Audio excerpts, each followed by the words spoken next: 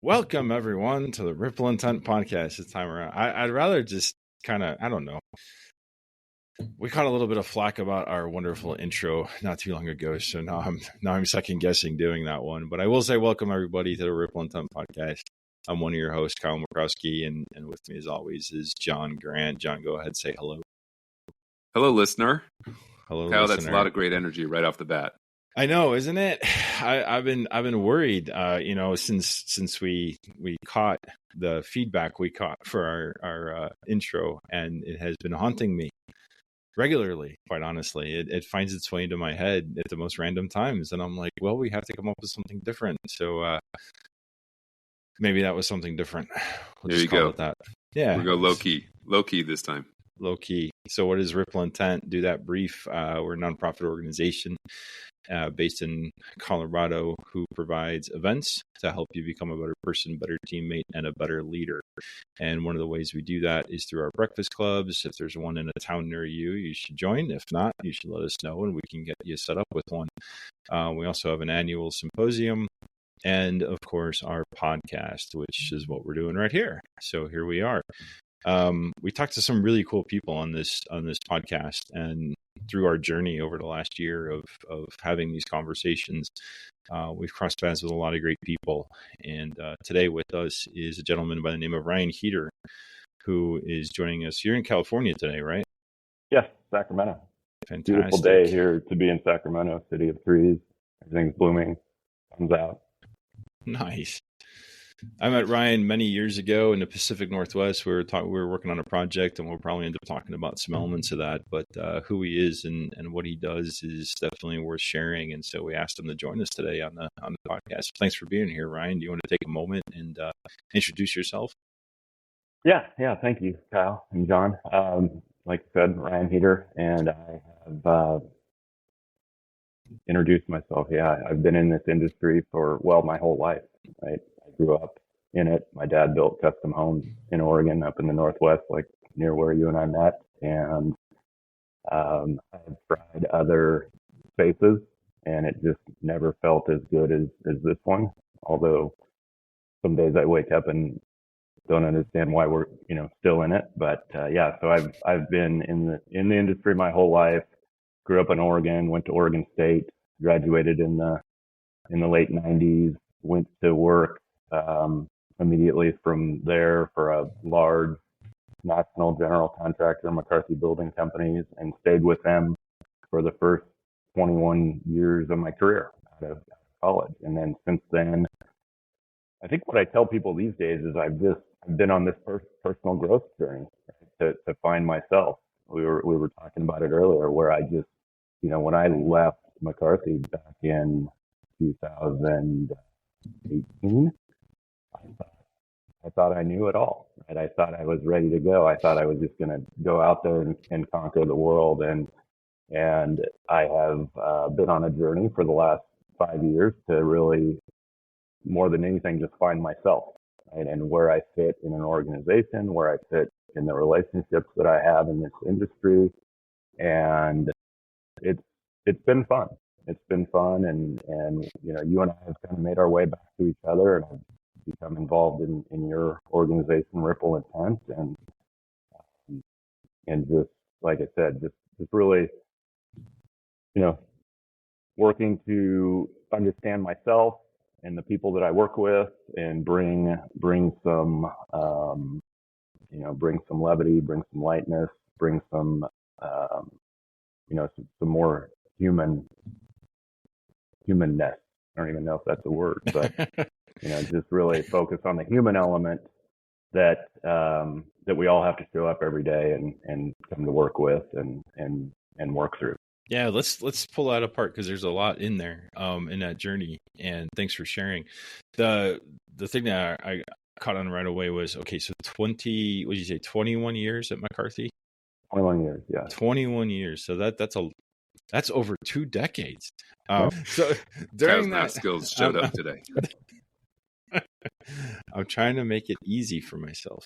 So in that 21 years, what stands out to me is you didn't figure out who you were, or figure out who you didn't find yourself in the first 21 years. I really think I teed it up for that discovery.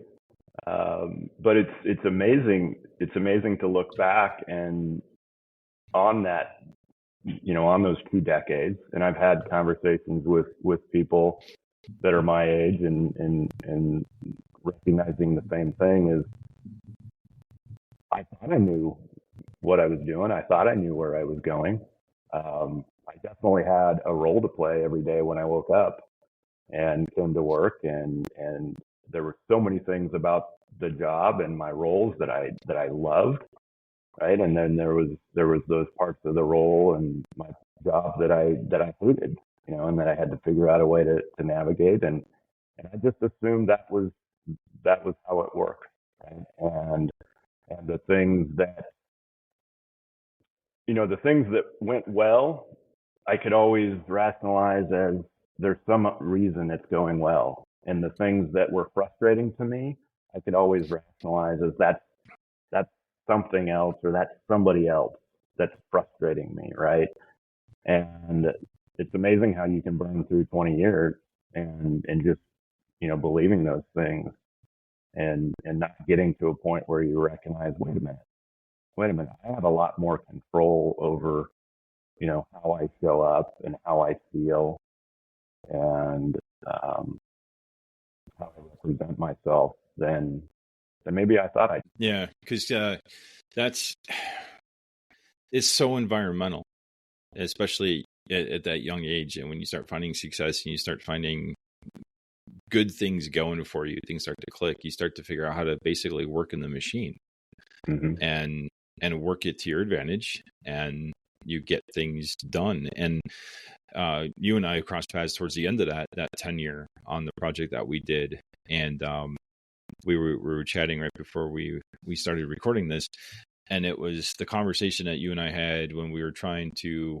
So Ryan and I came together to build a pretty large building in the city of Portland, and as we were forming the team, we had some very straightforward conversations about certain contractual elements, and I'd love you to share that story, because I think that was one of the, after that 20 years, you were like, well, wait a minute, I've done this for so long.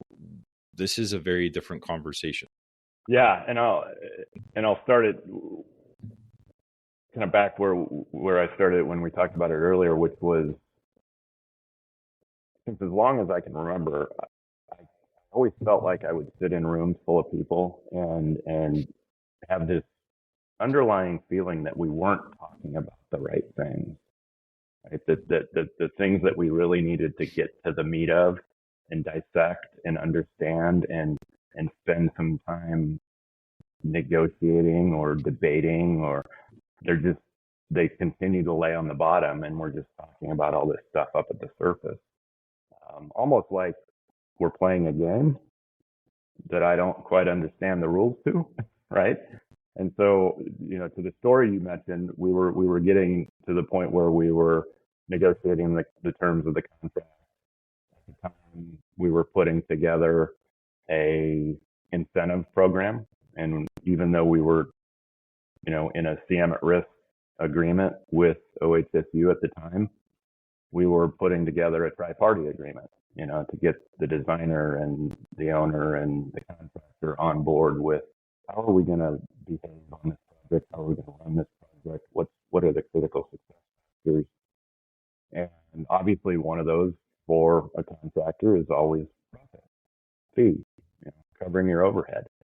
And I knew we had proposed on the project. I think there was some financial elements that you had asked us for during the proposal phase.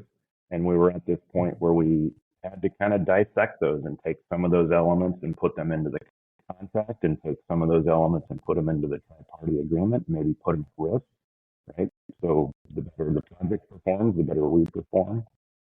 And I remember we were sitting there next to the little Starbucks next door to where we built the building, and there was a point at which I recognized a trust in you, or maybe in myself, right? That I'm like, okay, this feels like a crucible point in this discussion where I might be able to just put my cards on the table, so to speak, and show Kyle what we, how we plan on moving through this job wise. And you know, against probably what some of the folks in the company and the organization would have wanted me to do, or against maybe what I've been brought up to believe is the right way for an owner and a contractor to have that negotiation. And I just remember putting it on the table and saying, hey, here's how we figured on being profitable for this job. And here's all the different buckets and where we would see those fitting. And you and I spent the next, I don't know, hour or so just moving those buckets around and talking about where we could put this in the incentive, and this is going to be our base fee, and these elements you're going to have to look at down the road. And I just remember walking away from that conversation with a sense of relief. Like, we just spent an hour, maybe 2 hours, talking about these elements of a project that we don't have to talk about anymore. Whereas normally, the team and myself, we would spend hours every month, maybe hours every week, trying to figure out how to play that game, so to speak. And so now all that energy and effort can be focused on what's best for the project and how do we deliver the highest value for this client. So, I mean, that's actually really huge, Ryan. That's, I don't know. I'm just thinking for our listeners, right? There is so much risk that you took on in that moment. Like, I'm just wrapping my head around it still. I love it. I love that you found that space. So the risk you took to trust Kyle in that moment. And I mean, you and I both know that guy pretty well. And turns out he's actually an okay guy to trust. It's the charming personality. I know that. Is that what it is? It's not the constant reminder of your self-assurance. No, I'm pretty positive it's the charming personality. So how did you know that was okay? Like, did you actually okay, so gosh, 80 questions hit my head at the same time. Yeah. Did you share back at the organization how you had opened up with Kyle? Like, was there pushback? Did everyone also go, really? Huh. Yeah. I shared back at the organization, where we had ended up with that and how we got to that point. And it was, I was met with different responses, right? There was a lot of, oh, well, that's an interesting way to approach it. That's kind of neat, but at the same time, we were putting together an incentive program for a tri-party agreement. So the better the team as a whole and the project is delivered, the more profitable it will be for everybody, including us, right? And so there was still that apprehension from a lot of folks, like, okay, I don't know. I mean, how's this going to work out, right? How are you going to ensure that our trade partners perform? How you can't ensure that the designer performs their job appropriately. They're not even contracted to us, right? Right. So yeah, you have it no was a means mix of responses. Holding them accountable. Yeah. Mm-hmm. So sounds like it all worked out just fine in the end. Yeah, I mean, it just like any project, it has had its ups and downs, and ultimately got done, and people learned a lot of lessons. But I believe the culture that was created was definitely within the intent of what Kyle was envisioning. So now that's really curious. So how did this moment with Kyle, where you chose to trust, how did that then impact coming together and forming team culture? It's interesting because I don't think Kyle and I have ever reflected on this specific. It was like it almost created, for me at least, it created a higher sense of urgency for me to convey and to somehow model that trust with the team, because that had been a moment where I had extended trust And so far I saw that it was the right thing to do. And so to me, the stakes were high, right? That the rest of the team get on board and behave in the same way and extend, be courageous, extend that same level of trust, even at times where it feels like maybe this isn't what I usually do, right? So to essentially to work differently than you usually do, which again I felt was the intent of that delivery model that we were trying to create. Right. Yeah. Generally speaking, you go to the tri-party agreement type of coming together, right? Regardless of the contract, but the intent of usually coming together, those organizations, the point is to have a lot of trust and agree to work together in a much more collaborative way than we'd normally think. We always say we're collaborative, but it's a different rubber hitting the road. So, no, that's really fascinating to me, right? So I hear that, okay, so you had this greater sense of urgency, right, in terms of like, oh gosh, what now I got to convince my actual team. So there's organizational leadership, but then your actual team, you're like, you've got to get them on the same page as you because you've already established this at a high level.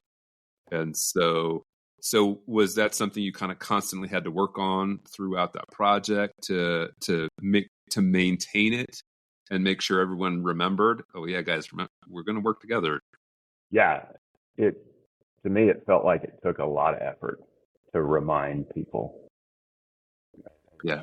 Kyle's laughing because, it was everybody typically wants to go back to their standard way of operating. And when it starts to feel uncomfortable, especially when, the burden of creating results is on your soul and you're being asked to do it a different way and you're not certain that it can be done that way, it's just so easy to revert back to the way we've always done it. And so I know what I need in those situations, right? I need to look at my partners to the left and to the right. I need to look at my boss and have them going, it's okay. It's okay. You might mess up. You might make some mistakes, but it's okay. We got you. So I'm curious, after, so many years being successful, because you were leading that office at that time, you were part of the national leadership team of McCarthy, and here we were approaching work in a different way. Like a lot of the business tactics that you knew going in that you were basically ready to rinse and repeat were taken off the table, not in a bad way. It was the relationships that you knew, the organizational dynamics and relationships that you knew going into this project that you expected to have with the other parties on the project. What we were trying to do is said, there's a lot of drama and there's a lot of time and effort that goes into those things that doesn't actually produce value for all of us. It can, but what would it look like if we didn't do some of those things and instead put the energy towards better things, and still allowed you to be profitable in the way that you were allowed profitable? I remember some of those conversations where you're like, this is intriguing. And it was almost as though you were able to take a breath at that point and go, I wouldn't mind not doing this stuff I've gotten really good at for a change. Something's missing. Something's just missing from the way we've been doing it. That's pulling me in this direction to go, this could be better for me and for my people. Yeah, I'd like to so, all right.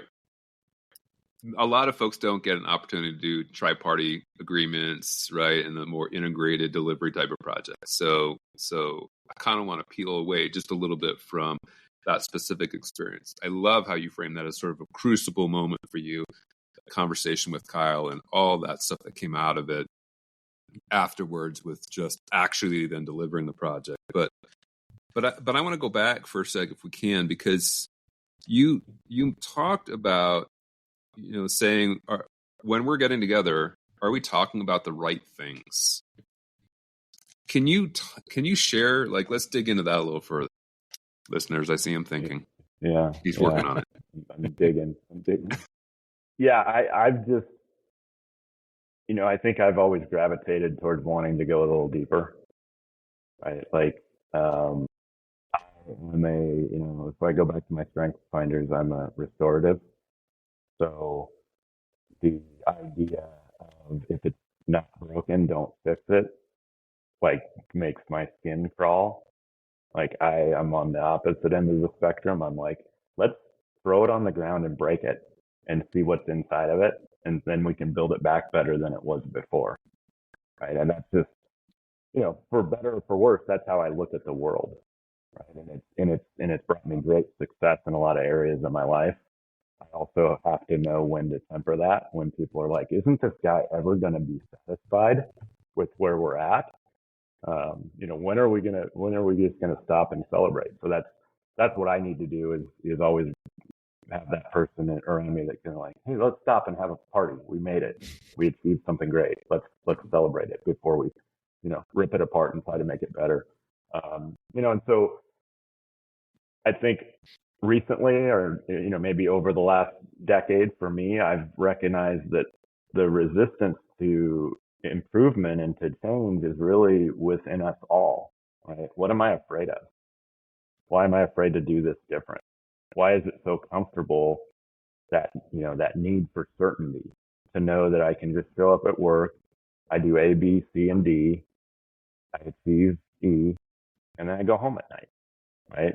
And for some of us, that's great, right? And we have people like that on our team. And then for others like me, that's like, no, let's do something different. I believe the only way to determine where you're at on that scale and where we want to go together and what we want to achieve as an organization or as a relationship is you need to go deeper. And I need to understand, John, like what do you want? What are you afraid of? What motivates you, right?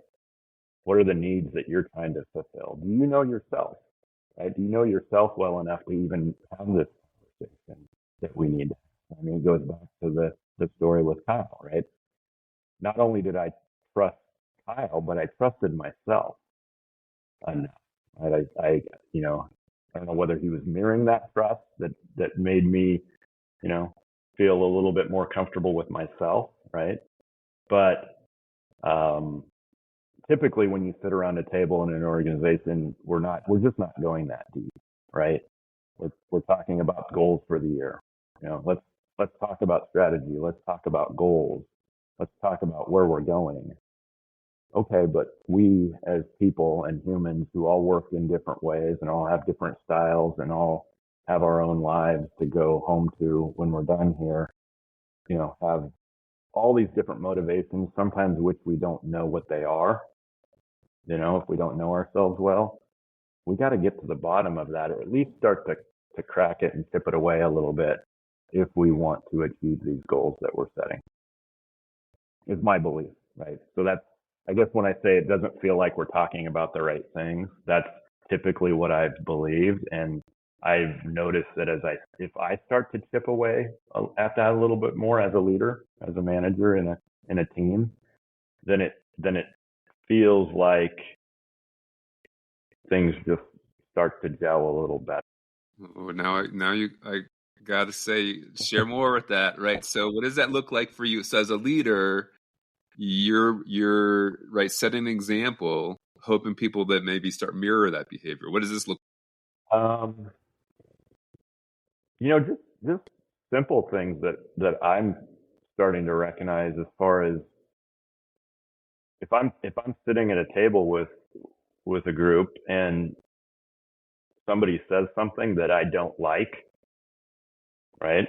It just being able to be aware enough, like why am I getting so polarized by that comment? Like why is that threatening me? What instead of getting upset and frustrated or shutting down, like just being able to sit with that and what's that triggering inside of me? And is that threatening something that I'm trying to achieve? Is it and just asking those questions, right? And and being able to, if I can ask those questions of myself, then a lot of times I know the right questions to ask the other members of the team. Oh, I like that. Oh, that's fascinating. So how does that play out today? After going through, well, it's been 7-8 years since since you left McCarthy. How does that play out today now? How does it show up day to day? Well, sometimes it doesn't. Sometimes I make the same stupid mistakes right? Old habits die hard, don't they? Yeah, and I think more than anything, the way it shows up is a little bit of grace and empathy for myself. I've noticed that at times when I am giving myself the most leeway and grace and empathy, that the people around me seem to be working better together. The mood in the office is better. I've always been a big believer in the concept of, understanding your leadership shadow. So when I walk in, if I'm the boss and I walk in the office in the morning and I'm not in a place where I'm okay, people can feel it. I don't have to say anything. I don't have to do anything. I can just walk in the office, and if my energy's not in a good place, people feel it. Right? So I think how that shows up for me today is just being very aware of that. Being very aware when I get out of the car in the morning, like, where am I at? Was I cussing at traffic the whole way in? Or was I just grateful to have a nice car that gets me to work and enjoy the spring morning, right? But either way, recognizing that as I walk in the office, I have a role to play, and putting some of that stuff away and showing up as as full and as congruent with my real self as I. So not just dropping your personal self baggage at the door, but allowing your mindset the opportunity to adjust and like you said, be your whole self as you walk in. Yeah. And it's interesting that you said that, because I in the past I probably would have thought that was the answer, right? All these other things in my life, I just need to put those away. Like shove them in a bag, shut the bag. Don't worry about it. Maybe on the way home you can open that up and look in it, right? Versus, at least the mindset that I take these days is more like all those parts of me need to be integrated. Right? They all have a place. They're all going to come up at some point. If I don't recognize they're there, acknowledge them, forgive myself for beating myself up and feeling that way. And that's really brought me a lot more peace lately. Is just recognizing that all those parts of me exist. The parts that I get frustrated with, the parts that continue to trip me up in relationships and on teams, and just be like, you know what, that's a part of me. And, as much as I get frustrated with it, all I can do is acknowledge it, try to do better tomorrow, and forgive myself for not always hitting. Are you able to see the other people you work with? Are you able to see how they're treating that same mentality? And like, are you, is it a lead by example kind of thing? Are you able to kind of help vocalize that for them and them recognize it and come along and show up the same way you are? Kind of. I think it's both, right? As far as lead by example and have specific discussions and coaching and like this, right? So a mentor of mine kind of planted the seed in my head a while back as far as being a leader, and it's the concept of being a lighthouse, right? So just kind of that's the leading by example. That's just showing up in the best energy at any given moment that I can. And that energy and that presence will shine a light, so to speak, right? And kind of light the way, illuminate things. Whereas, so often I know I always fall into that trap of being more of the tugboat versus the lighthouse. Like I'm gonna pull you to where we need to go. I'm gonna push you to where we need to go. And that, I think the more I can embrace kind of the lighthouse and being the example and shining a light and then looking for those moments where someone's like, oh, okay, that person looks a little lost. Let me plant some, stories or wisdom or ask some questions, right? Usually that's what it is. It's just asking some questions, asking the right questions. I love that. That's a great visual too. The lighthouse versus the tugboat. It really resonated with me when I kind of looked at it from that perspective, because I like to, let's just go. I know where we're going. I'm going to pull you there. And we all know that people do much better when they find that path for themselves. Yeah, it's a lot more energy as the tugboat. Yeah. So for sure. Oh, wow. Yeah. That's fascinating. I love it. That's probably also the 8th time I've used the word fascinating today, but I'm energized by the conversation. Yeah. Good. For sure, Ryan.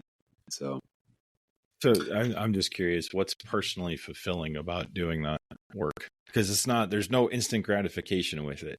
I mean, the lighthouse is, I'm here and this is where you could be. And people sometimes choose not to head towards the lighthouse, and you have to be patient with them as they go through life and navigate things. And, kids, coworkers, you name it, they all come to mind in this situation. But the work can be hard because there's not a lot of, like I said, instant gratification. So what draws you to this work and continues to motivate you to do it?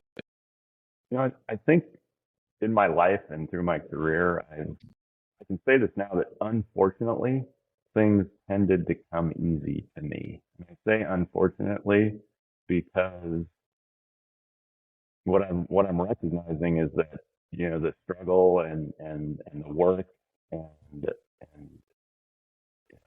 the tough times in getting to some place in your life also builds character, and it feels like it's a much more, you learn a lot more, right? when you're struggling and you're making mistakes, and I think because things tended to come easy to me and I was able to capture and understand things quickly, and like go to the 21 years I was with McCarthy. I mean, I grew so quickly through that organization, every opportunity. And the drawback of that was, I believe it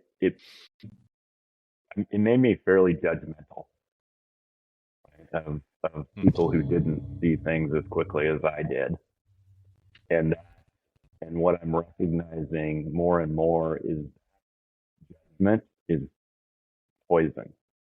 It is absolute poison to be judgmental and to judge others and judge yourself, and recognize that as I judge other people, I'm judging myself. And so that gratification of, just being and showing up more as that person, as that man that I want to be, versus trying to get people to go somewhere specific or come along with me, is just a sense of peace, right? To be able to really recognize when is something urgent that I have to take action, and I have to push someone out of the way of the moving bus, so to speak, versus when's it okay to just allow them to cross the street and know that you helped them cross the street, or you gave them a piece of knowledge, right? But I don't have to, I don't have to take credit for that, or I don't have to worry about that. So it's just, I think that's what it is more than anything, is a piece of letting go of some of that judgment. That is a that is a lifelong skill that once you learn can really change your life. Yeah.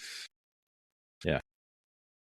And it's one that you have to continually practice, like we talked about before. Some habits do die hard. There's still a lot of internal judgment that takes place, but what the world sees and hears and experiences is a choice. Yep. And there's some wisdom in that for sure. That's awesome. Well, I would say we're just about out of time. But I heard you inhale, John. So were you about to say something else?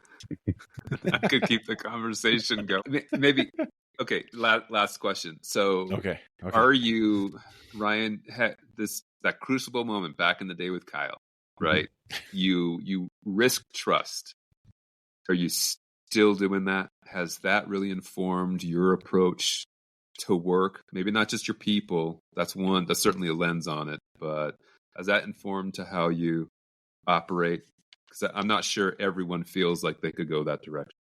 Yeah, I'm still doing it, right? And there's definitely people out there that are harder to trust, right? And there's definitely people out there that, with certain things shouldn't be trusted. And being able to know the difference between those is critical. I was given some feedback early in my career by someone that I respected that actually told me that I needed to be better at that. And at the time they gave me that feedback, I was like, okay, like what? I don't even know really what that means. Like I don't know how to take that and put that into some action.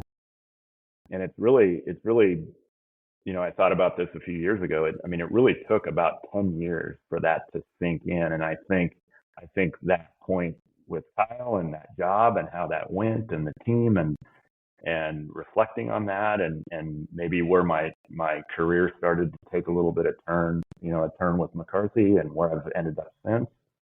I think that's been a pretty steep hill of learning how to trust and win and reflecting on what that lack of trust in myself, how that manifested itself in the results that I was seeing around.